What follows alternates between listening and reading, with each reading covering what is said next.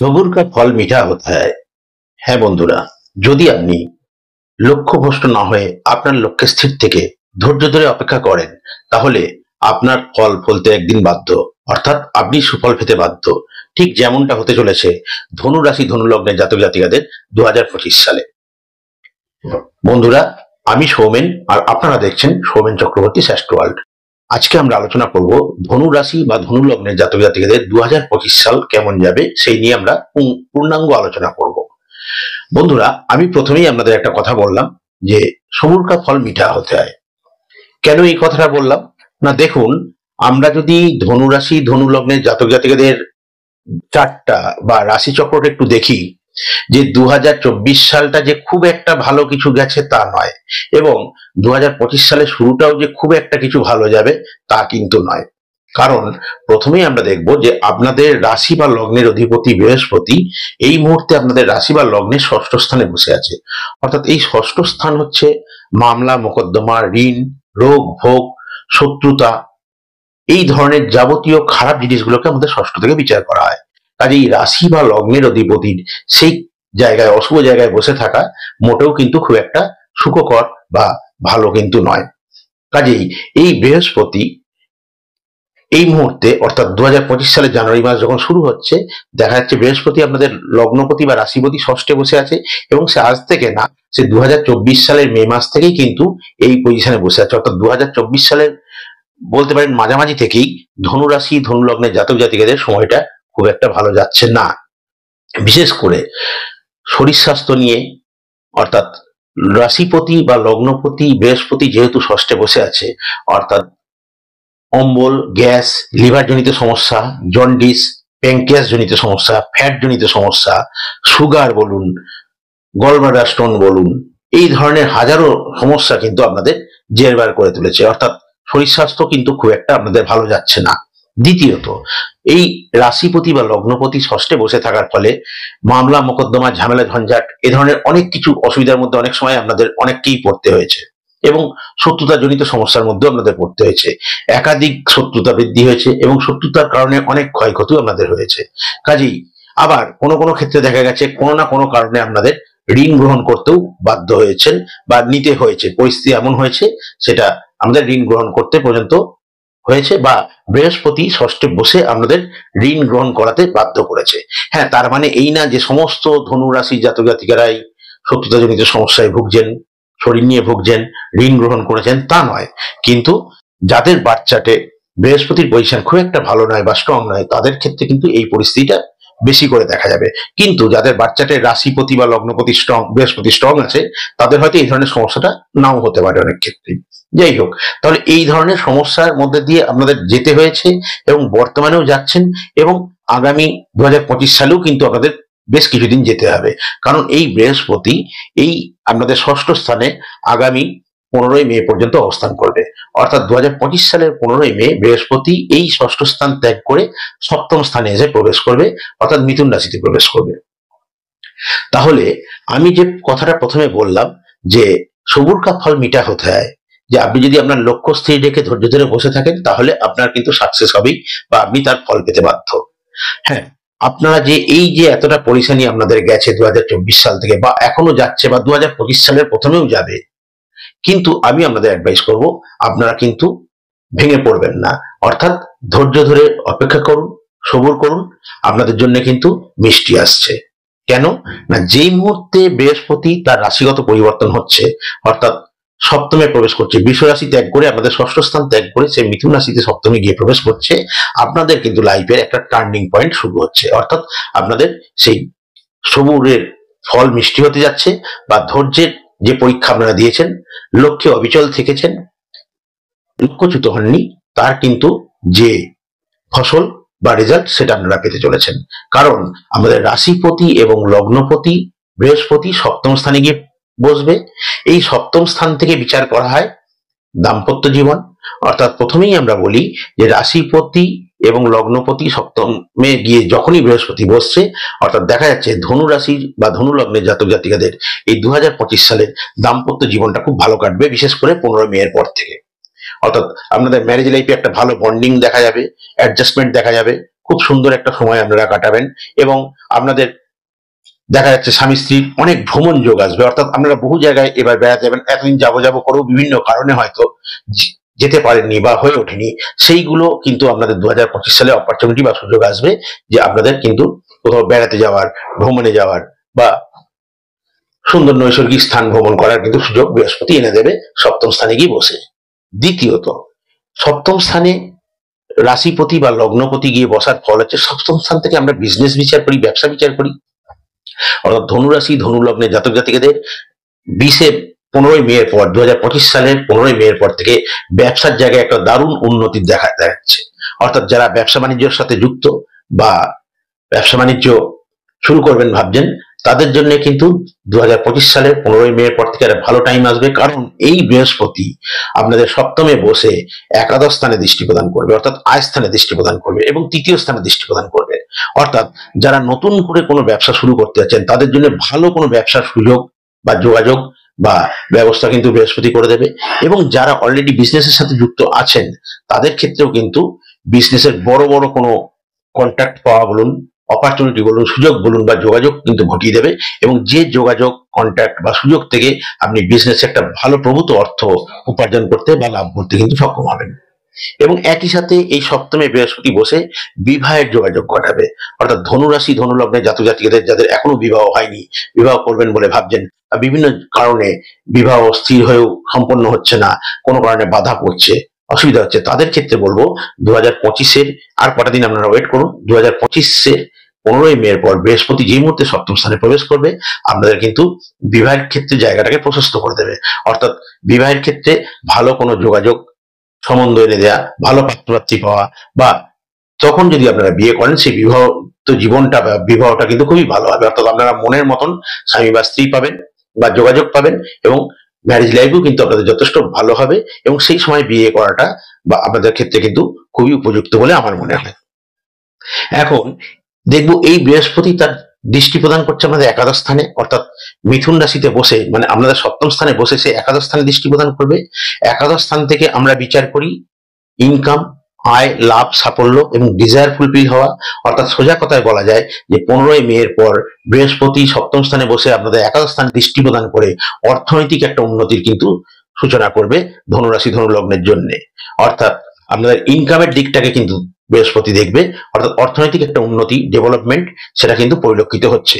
এবং বৃহস্পতি একাদশে দৃষ্টি প্রদান করার ফলে হঠাৎ করে হাতে কোনো অর্থ আসা, কোনো লটারি প্রাপ্তি, কোনো সম্পত্তি প্রাপ্তি বা কোনো টাকা পয়সা প্রাপ্তি একটা ব্যবস্থা কিন্তু বৃহস্পতি করে দেবে। এবং একই সাথে এই বৃহস্পতি কিন্তু আপনার কোনো ডিজায়ারও ফুলফিল করবে। অর্থাৎ এতদিন পর্যন্ত যে কাজ আপনার হব হব করে হয়নি, আটকে আছে, বা আপনার যে স্বপ্ন পূরণ হয়নি বা বহু চেষ্টা করে যেটা করে উঠতে পারেননি, সেইটা কিন্তু এবার সম্ভব হবে বৃহস্পতির কল্যাণে আগামী 2025 সালের 15ই মে এর পর। এরপরে দেখবো বৃহস্পতি কিন্তু দৃষ্টি প্রদান করবে আপনার লগ্ন স্থানে, অর্থাৎ আমরা ধনু রাশিতে বা ধনু লগ্নের উপরেই বৃহস্পতি, অর্থাৎ তার রাশির উপরে বা তার লগ্নের উপরেই কিন্তু বৃহস্পতি দৃষ্টি প্রদান করবে। কি করবে না, প্রথমেই দেখুন এই যে দীর্ঘদিন ধরে একটা ঝামেলা ঝঞ্ঝাট যাচ্ছে, মানে বলুন মামলা মোকদ্দমা, শত্রুতা, রোগ ভোগ, নানা রকম জটিলতা, প্রতিকূলতা, এই যে 2024 সাল থেকে আপনাদের যাচ্ছে সময়টা, তার ফলে কি হয়, একটা কনফিডেন্স লেভেলেরও ঘাটতি হয়। আপনি আস্তে আস্তে আস্তে আস্তে দুমড়ে মুচড়ে যাচ্ছেন। যেই মুহূর্তে বৃহস্পতি সপ্তমে এসে বসবে এবং আপনার লগ্নে দৃষ্টি দেবে, প্রথম যে কাজটা করবে বৃহস্পতি আপনার সেই কনফিডেন্সটাকে ফিরিয়ে দেবে। আবার আপনার কনফিডেন্সটাকে বাড়িয়ে তুলবে, আপনার পার্সোনালিটিটাকে বাড়িয়ে তুলবে।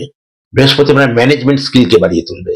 অর্থাৎ আপনি আবার যে কনফিডেন্সটাকে হারিয়ে ফেলেছিলেন, নিজের উপর যে ভরসাটা হারিয়ে ফেলেছিলেন, আস্তে আস্তে নিজে যে হিতোদ্যম হয়ে পড়ছিলেন, সেইটাকে ফিরে পাবেন যে হ্যাঁ, আই উইল ডু ইট, আমি এটা করব, আমি এটা পারবো বা আমার দ্বারা সম্ভব, এবং সেটা আপনি করেও ছাড়বেন বা করতেও সমর্থ হবেন। কারণ বৃহস্পতি লগ্নে দৃষ্টি দিয়ে আপনাকে সেই পার্সোনালিটি, মনের জোর বা আপনার সেই প্রচেষ্টা, উদ্যম, ম্যানেজমেন্ট স্কিলটাকে বা আপনার কনফিডেন্সটাকে সেইভাবেই বাড়িয়ে তুলবে। এতে গেল বৃহস্পতি। এবার যদি আমরা দেখি শনির ব্যাপারটা, তাহলে এখানে আমরা একটু দেখবো যে শনিও কিন্তু এবছর রাশিগত একটা গ্রহগত সঞ্চার হচ্ছে বা রাশিগত সঞ্চার হচ্ছে। এবং এই মুহূর্তে শনি কিন্তু আমরা তৃতীয় স্থানে বসে আছে, অর্থাৎ ধনু রাশি ধনু লগ্নের জাতক জাতিকাদের তৃতীয় পতি শনি তৃতীয় স্থানে বসে আছে, সেটা কিন্তু আপনাদের পক্ষে শুভ। কিন্তু আগামী 30শে মার্চ 2025 সালের 30 মার্চ শনি যেই মুহূর্তে আপনাদের তৃতীয় স্থান ত্যাগ করে মীন রাশিতে চতুর্থ স্থানে প্রবেশ করবে, শুরু হয়ে যাবে আপনার শনির ধাইয়া। এই যে শনির ধাইয়া যাবে, সেটার কি ফল হতে পারে? তার আগে আমি আরেকটা কথা বলবো, যে এই শনি যে আপনার চতুর্থ স্থানে গিয়ে বসবে, আপনি ধাইয়াটাকে সরিয়ে রাখুন, ধাইয়াটা এখন ভুলে যান। শনি চতুর্থে গিয়ে বসবে, সে তৃতীয় পতি এবং দ্বিতীয় পতি চতুর্থে বসবে। দেখুন বন্ধুরা, শনির চতুর্থ স্থানে অবস্থান কিন্তু খুব একটা ভালো নয়, কারণ চতুর্থকে আমরা বলি সুখ স্থান, জ্যোতিষশাস্ত্রে সুখ স্থান বলা হয় চতুর্থকে। চতুর্থ থেকে মাতৃত্ব সুখ, মায়ের সুখ, মানে মায়ের যে ভালোবাসা, মায়ের যে স্নেহ ভালোবাসা, সেটাকে বিচার করা হয়। চতুর্থকে পড়াশোনা, অর্থাৎ শিক্ষাগত সুখ বা এডুকেশনাল যে সুখ, পারিবারিক সুখ, সাংসারিক সুখ, গৃহ সুখ, যানবাহন সুখ, যাবতীয় যে সুখ, এই সুখ স্থানকে বলা হয় বা সুখ বিচার করা হয় চতুর্থ স্থান থেকে। তাহলে শনির মতন দুঃখকারক গ্রহ, প্ল্যানেট অফ ড্রাইনেস, শনিকে বলা হয় প্ল্যানেট অফ ড্রাইনেস, সে চতুর্থ স্থানে বসলে সেই সুখ স্থানটাকে কিন্তু ড্যামেজ করবে। অর্থাৎ সে গিয়ে প্রথমেই যখন ওখানে বসবে তৃতীয় পতি হিসাবে, প্রথমেই দেখা যাবে আপনাদের মায়ের শরীর স্বাস্থ্য নিয়ে, মানে এই 2025 সালের 30 মার্চের পর মায়ের শরীর স্বাস্থ্য নিয়ে কিন্তু আপনাদের একটু দুশ্চিন্তা বাড়বে, বা সে ব্যাপারে কিন্তু আপনাদের একটু সাবধান থাকতে হবে। দ্বিতীয়ত, সাংসারিক পারিবারিক একটা সুখ শান্তির কিন্তু অভাব সে ঘটাবে, একটা বিশৃঙ্খলতা তৈরি করবে সেখানটায়।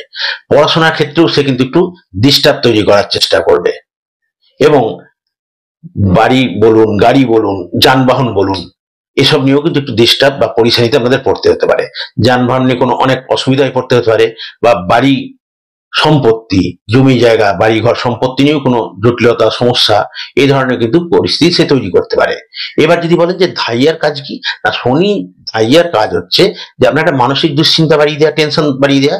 তা নতুন করে শনি ধাইয়াতে আর কিছু আপনার করবে না, কারণ তৃতীয় পতি শনি চতুর্থ সুখ স্থানে বসে এমনি যা 12টা বাজানোর আপনার বাজিয়ে দিচ্ছে।